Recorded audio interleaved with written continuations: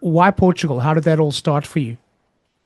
Yeah, so it started around COVID. 2020, Australia, the lockdowns were pretty heavy, and Yeah, it was quite harsh for the whole country, right? And certain states were worse.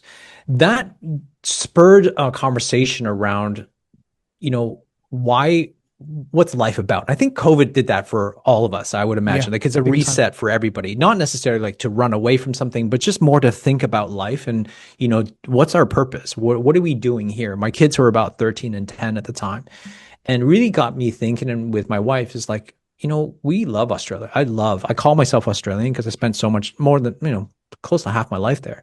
And I really love that part of the world. But there was this feeling of, is this it? And so we really kind of explored about life in general, going, hey, you know what? We've been here for 20 years. We've seen everything that wanted to ever see in not just in Australia, but also the surrounding regions, the Balis, the Asia, all those things. And I saw my life flash before me in terms of I knew what house I was going to live in. I knew what life I was going to have. I knew what school my kids were going to go to. That thought process actually scared the living daylights out of me, to be honest. Okay. Uh, I was 47 at the time, and I just realized I'm like, you know what? That would be a great life, by the way. It would be a really, really great life, but would it be an interesting life? And that's sort of that conversation. So those 2 years really kind of went through my mind and discussions around, is there more? And every time we've come to Europe during our vacations, we've done, a couple of European trips with the kids for a month at a time. There was always something about Europe that kind of drew us here. I don't want to go back to Canada because it's way too cold. and when you spend 20 years in Australia, you don't want to go back to the cold if you have a choice.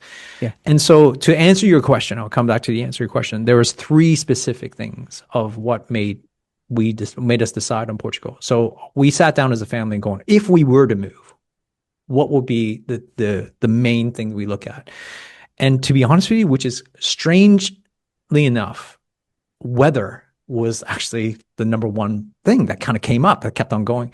And so what I mean by that is that we were so blessed with sunshine, for 300 plus days in Australia that we felt we couldn't move to a place where it didn't have a lot of sunshine. Yeah. Like my wife is also has a British passport, and we thought like, I don't know if I could do that. Like to live in the rain or the Yeah. cloud, and Yeah. on majority of the year, I can't do that after spending 20 years. I mean, could, but I don't want to, right? Yeah. It's not a choice that I would want to make.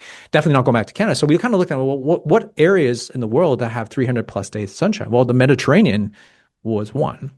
Um, maybe LA, Texas, Florida, Hawaii, and those type of places. So your Mediterranean was the one thing. So then we kind of looked at, all right, well, the problem with that is that none of those countries speak English as a main language. All right. Yeah. So that was the challenge. But it's a challenge I was willing to kind of take, comparison to the life I could have had if I stayed in Australia. Yeah. So that contrast is like, I'd rather have a life unexplored than a life sort of exactly the same.